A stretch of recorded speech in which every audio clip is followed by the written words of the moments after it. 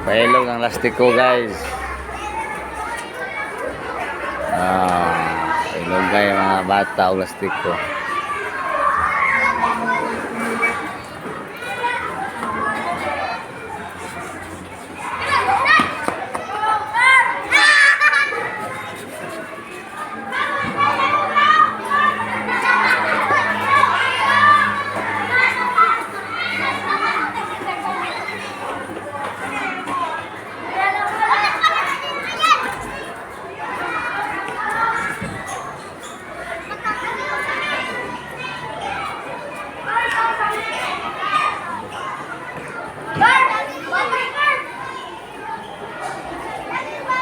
Dito ako ngayon, hintay ako sa Gcom.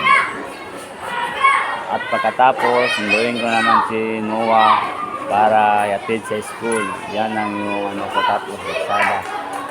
Yun lang.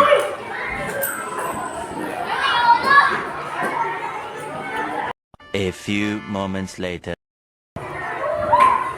Oy, ayan. Kumusta man ano mo? Perfect? Perfect siya guys. 10/10.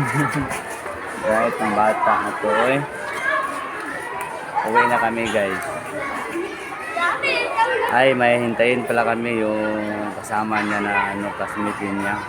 Katulad, malapit na sa bahay namin kaya lapit ko din. Hintayin namin. Nag-exam kasi sila ngayon. Kaya hintayin ko yung classmate niya. Guys.